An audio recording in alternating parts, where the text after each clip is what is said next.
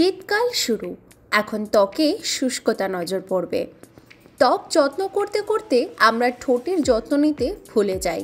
এর ফলেই আমাদের ঠোঁট ফেটে যায়। তবে বাড়িতে থাকা উপকরণ দিয়েই যদি লিপ বাম বানানো যায় তাহলে কেমন হয়?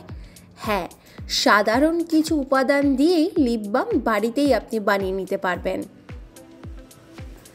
এই লিপ বাম বানানোর সহজ একটি পদ্ধতি আমরা বিশ্লেষণে জানাচ্ছি।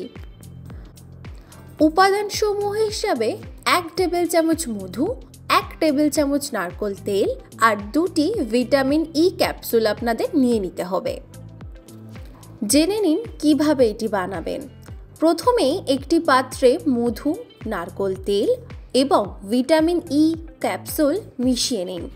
মিশ্রণটিকে একটি ডাবল বয়েলে রাখুন এবং এটিকে উত্তপ্ত করুন।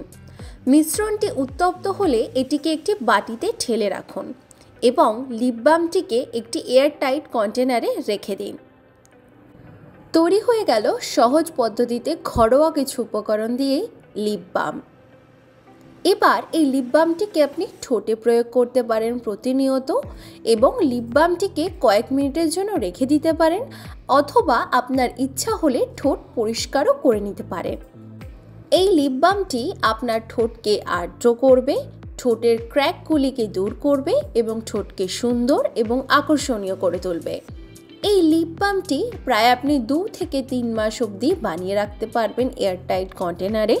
তবে এটি নির্ভর করে লিপ বামটি কিভাবে সংরক্ষণ করা হচ্ছে এবং কিভাবে ব্যবহার করা হচ্ছে। লিপ বামটি সংরক্ষণ করার জন্য কিছু বিষয় আপনাকে মনে রাখতে হবে। লিপ বামটিকে অবশ্যই একটি এয়ারটাইট কন্টেনারে রাখতে হবে এবং লিপ বামটিকে ঠান্ডা এবং শুষ্ক জায়গায় রাখতে হবে। লিপ বামটিকে সরাসরি সূর্যালোকে রাখা যাবে না এবং লিপ বামটিকে অন্য কোনো উপাদানের সাথে মিশিয়েও রাখা যাবে না। নিজস্ব সংবাদদাতা, সংবাদ শিরোনাম।